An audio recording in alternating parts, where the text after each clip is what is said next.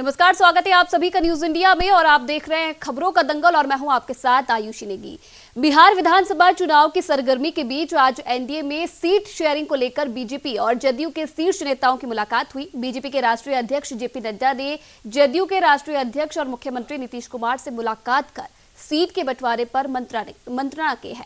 JP Nadda के साथ बिहार प्रभारी भूपेंद्र यादव, बीजेपी के प्रदेश चुनाव प्रभारी देवेंद्र फडणवीस, उप मुख्यमंत्री सुशील मोदी, बीजेपी प्रदेश अध्यक्ष डॉक्टर संजय जायसवाल भी रहे।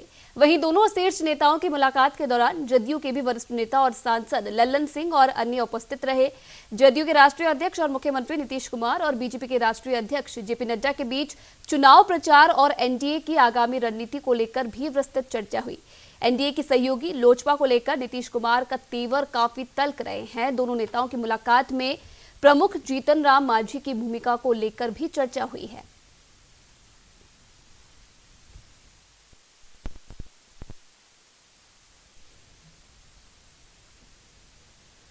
तो चलिए अब आपको सुनाते हैं क्या कुछ राष्ट्रीय अध्यक्ष जेपी नड्डा कह रहे हैं, संबोधित वो लोगों को कर रहे हैं।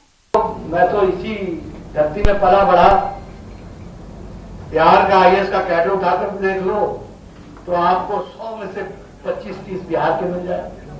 आप डॉक्टरों की संख्या उठा करके देख लो, आपको बिहार मिल जाएगा। आप एम्स चले जाओ, एम्स के फैकल्टी को देख लो, आपको बिहार मिल जाएगा। आप जुडिशरी में जाकर के खड़े हो जाओ, वकाल सुप्रीम कोर्ट के वकीलों के नाम गिनना शुरू करो, आपको बिहार मिल जाएगा। आप जुडिशरी में जो जजेस के नाम ढूंढना शुरू करो, आपको बिहार मिल जाएगा। Bihar has been a leader and it has to lead in Bihar also. That is what we have to understand. हम लीडर हैं और मैं कहने के लिए नहीं कह रहा। आप दिल्ली यूनिवर्सिटी के स्टूडेंट्स का रोल उठा करके देख लो, जेएनयू का रोल कॉल उठा करके देख लो, 50%, 60% बिहार, 40% बिहार। तो बिहार उद्यमी है, बिहार बढ़ने वाला है, बिहार नया सोच लेकर के चलने वाला है। मैं जब पॉलिटिक्स में आया और आज तो मैं देखता हूं कि किसी सेक्रेटरी को उठाकर देखो, या तो वो मेरा सीनियर था या मेरा जूनियर था। किसी पुलिस के ऑफिसर को उठा करके देखो, रॉ से लेकर के सीआईएसएफ से लेकर के किसी का डीजी उठा करके देख लो, या तो वो मेरा सीनियर था या जूनियर था। सब बिहार के निकले वो लोग। और यही बिहार है। ये तब निकले जब जयप्रकाश नारायण का आंदोलन चरम सीमा पर था। ये भी हमको समझना चाहिए। अंडरस्टैंड बिहार, समझिए बिहार को। एक तरफ आंदोलन कर रहा था जयप्रकाश नारायण के नेतृत्व में, और दूसरी तरफ यही बिहार के सपूत आज जो देश को नेतृत्व दे रहे हैं, वो उस समय अपनी पढ़ाई की और शिक्षा दीक्षा के माध्यम से आगे बढ़ रहे हैं। तो जो दुनिया में देश में अपना नाम स्थापित कर सकते हैं, वो बिहार को क्यों नहीं कर सकते। और भारतीय जनता पार्टी एक मजबूत संगठन है, मुझे पूरा विश्वास है। ये किसके पास ये ताकत है कि सारे बूथों पर, हमारी बूथ संख्या कितनी है, 73,000 जगह पर सप्तऋषि हो। ये किस पार्टी में है? ये भारतीय जनता पार्टी में, जहां 73,000 स्थानों पर सप्तऋषि। और कितनी मेहनत से किया होगा आपने, कितना पसीना बहाया होगा आपने, कहां कहां आप गए होंगे। और ये कोरोना काल में, यानी आधे से ज्यादा संक्रमित होगा लेकिन काम नहीं छोड़ा। ये आपकी ताकत है। तो इन सभी ताकतों को ध्यान में रखते हुए आज मुझे आप सबके बीच में आने का मौका मिला है। मैं यहां जब भी आता हूं तो मैं अपने घर महसूस करता हूं कि मैं घर आया हूं। इस कार्यालय के नक्शे कितने बदले हैं शायद आप लोगों को मालूम नहीं होगा, आपसे ज्यादा मुझे मालूम है कि पहले हरे रंग की खिड़कियां होती थी, आज वो खिड़कियां दिखती नहीं है। तो मेरा संबंध तो ऐसा है कि जिसका लालन पालन सब जगह, यहां कोई ऐसे राष्ट्र के नेता, देश के नेता नहीं थे जिनको मैंने बिहार में अपनी गाड़ी में बैठा करके उनकी ड्राइवरी न की हो। ये मैं इसलिए याद करा रहा हूं क्योंकि राजनीतिक चेतना मेरी बचपन में कैसे पैदा हुई उसका भी प्रमाण बिहार है। इसको भी हमको समझना चाहिए। तो ठीक है कि मुझे हिमाचल जाने का मौका मिला, लेकिन उसकी चेतना कहां थी।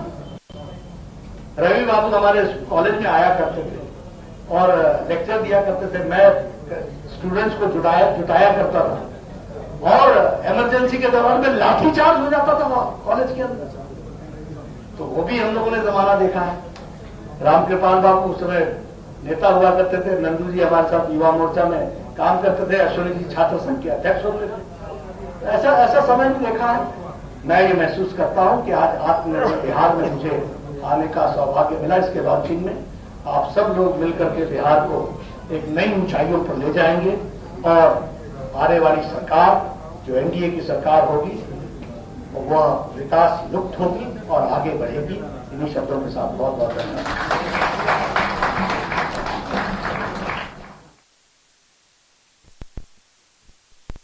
बीजेपी के राष्ट्रीय अध्यक्ष जेपी नड्डा जो कि 2 दिवसीय बिहार दौरे पर हैं, जनता को संबोधित वो कर रहे थे।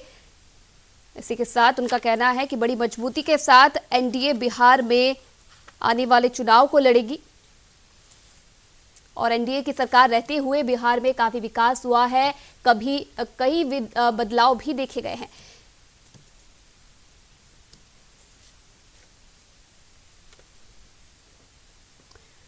तो ये तस्वीरें आप देख सकते हैं आज की पटना की, जहां आत्मनिर्भर बिहार योजना का शुभारंभ करने से पहले जेपी नड्डा ने बिहार के मुख्यमंत्री नीतीश कुमार से मुलाकात की है। माना जा रहा है काफी अहम मायने इस मुलाकात के भी निकल सकते हैं। तो 2 दिवसीय ये दौरा था राष्ट्रीय अध्यक्ष जेपी नड्डा का।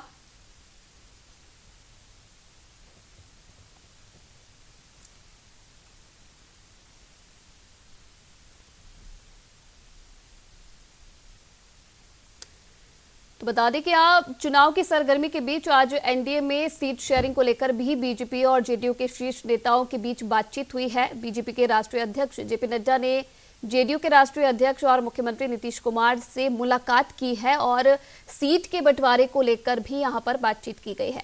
आपको बता दें कि उस वक्त जेपी नड्डा के साथ भूपेंद्र यादव, बीजेपी के प्रदेश चुनाव प्रभारी देवेंद्र फडणवीस, उप मुख्यमंत्री सुशील मोदी, बीजेपी प्रदेश अध्यक्ष डॉक्टर संजय जायसवाल भी मौजूद रहे।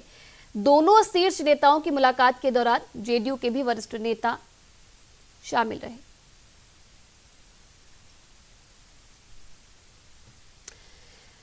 तो डॉक्टर संजय कुमार वरिष्ठ पत्रकार हमारे साथ यहां पर ज्यादा जानकारी के लिए जुड़ रहे हैं। बहुत बहुत स्वागत है doctor Sanjay Kumar ji news India में आपका।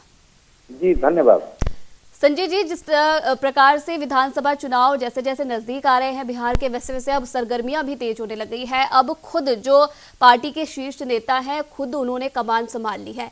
बीजेपी की तरफ से अगर मैं बातचीत करूं तो खुद मुख्यमंत्री माफ कीजिएगा, खुद जो प्रधानमंत्री नरेंद्र मोदी हैं और साथ ही राष्ट्रीय अध्यक्ष जेपी नड्डा ने कमान संभाली है। जेडीयू की तरफ से नीतीश कुमार और आरजेडी की तरफ से भी लगातार तेजस्वी यादव इस कमान को संभाले। क्या ये माना जाए, क्योंकि जिस प्रकार से परिस्थितियां बिहार में बनी हुई है, क्या ये माना जाए इस बार इसलिए जो मुख्य नेतृत्व है, शीर्ष नेतृत्व है, उन्होंने जिम्मेदारी अपने हाथों में ली है?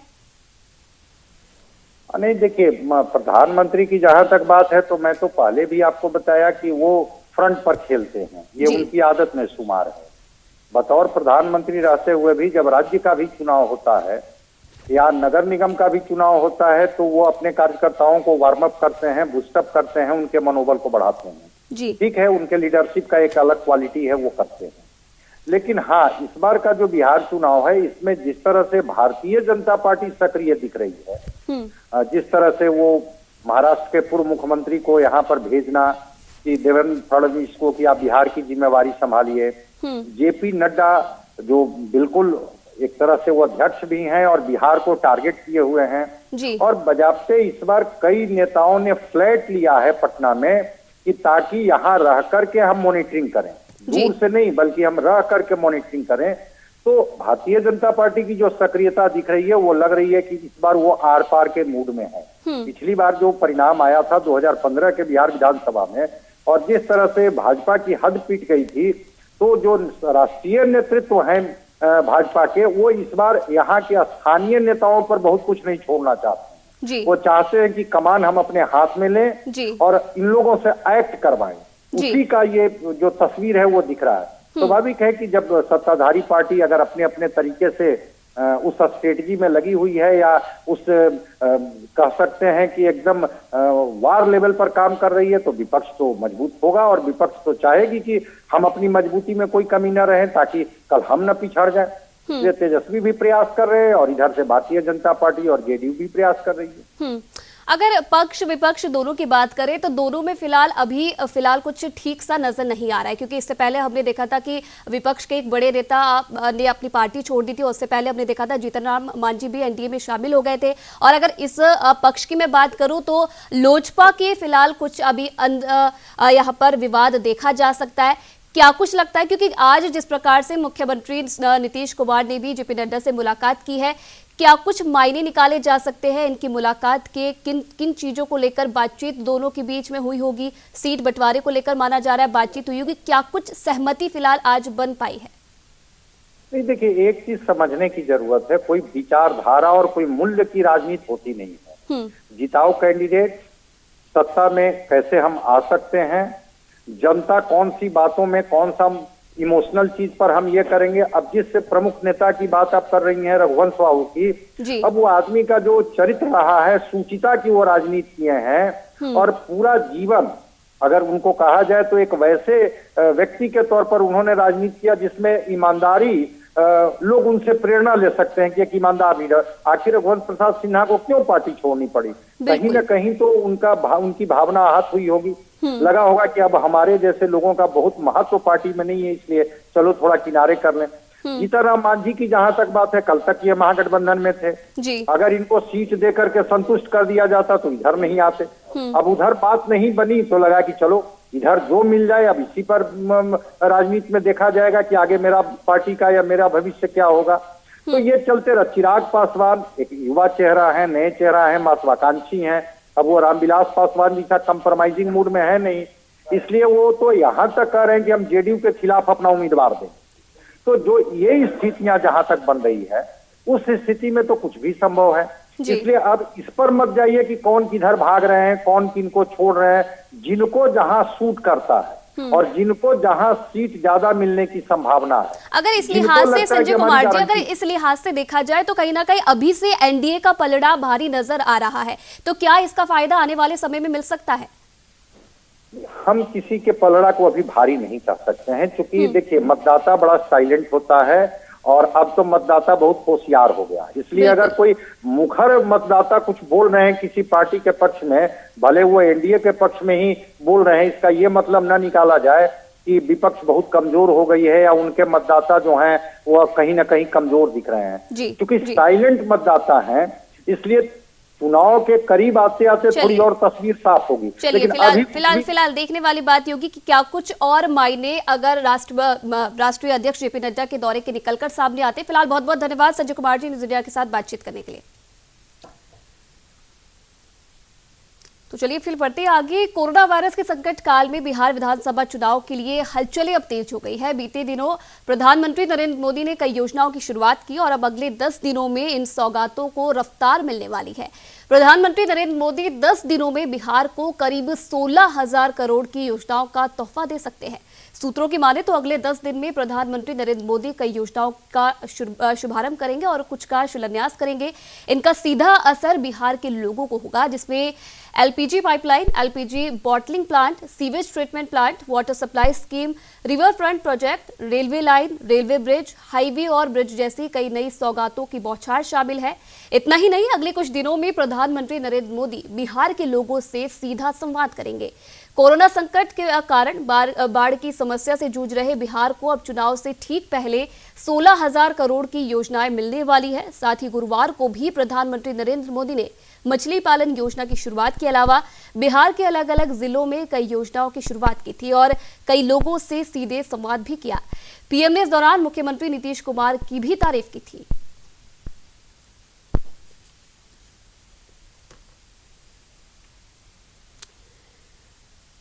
तो वरिष्ठ पत्रकार मनोज मिश्रा ज्यादा जानकारी के लिए, ज्यादा बातचीत के लिए हमारे साथ फिलहाल जुड़ रहे हैं। बहुत बहुत स्वागत है मनोज जी न्यूज़ इंडिया में आपका।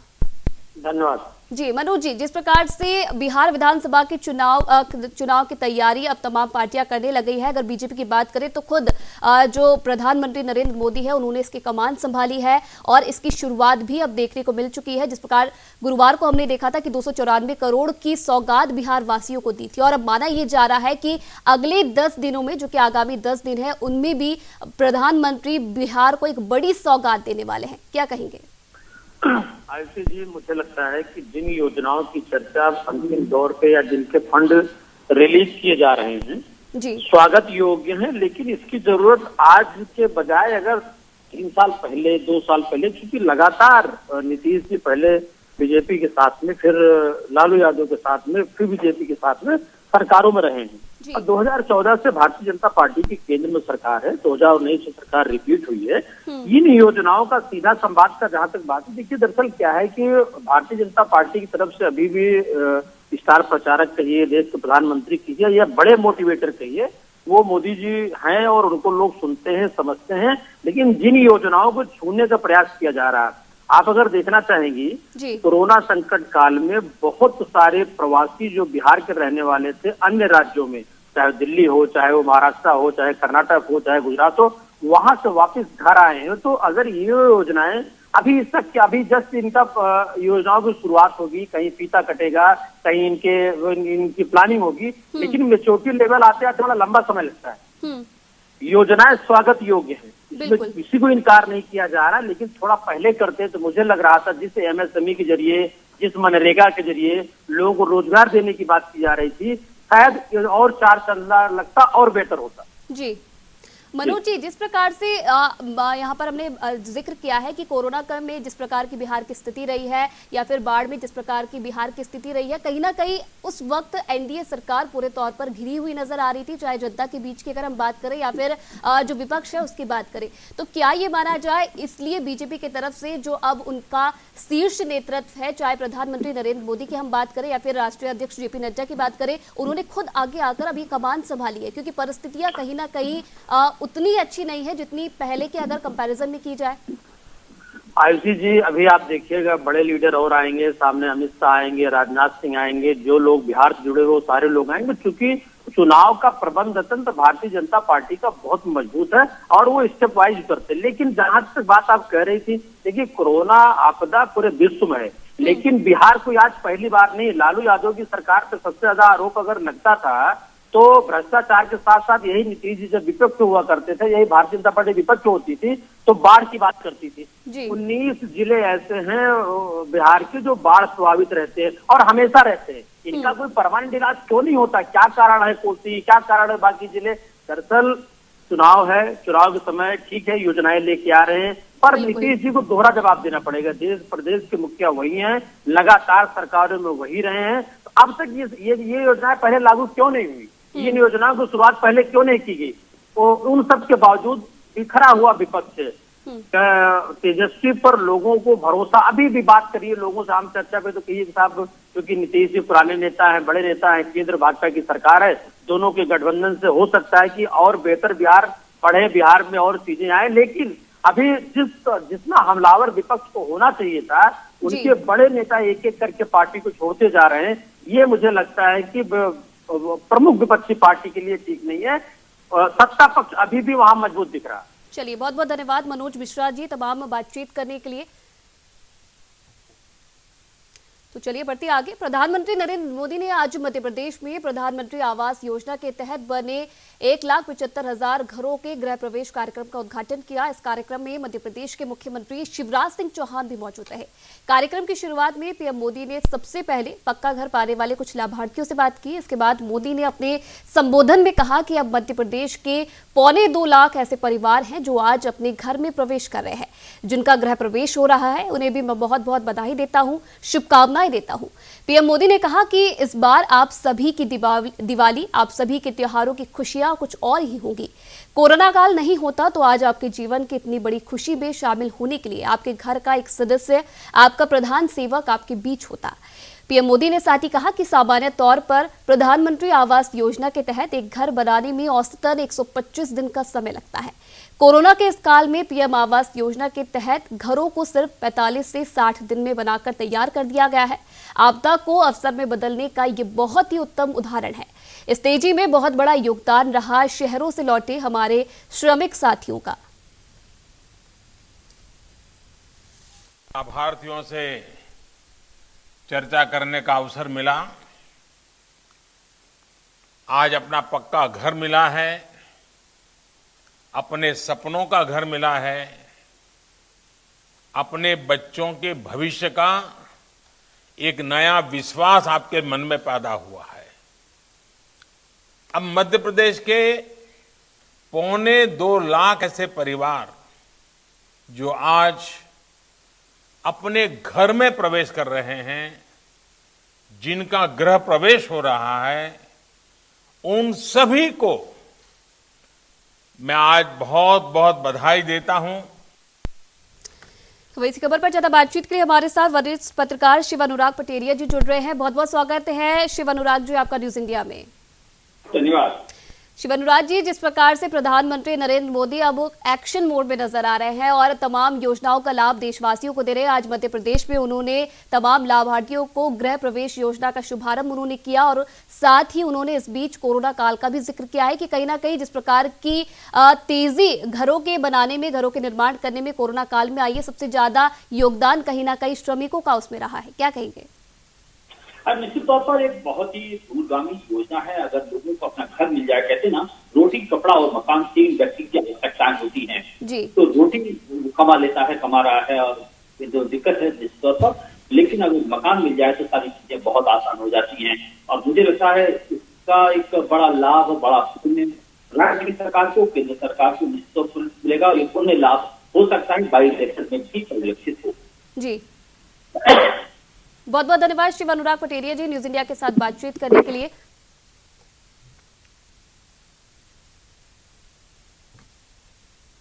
तो चलिए, खबरों का दंगल में फिलहाल इतना ही। देश विदेश की तमाम खबरों के लिए आप देखते रहिए न्यूज इंडिया।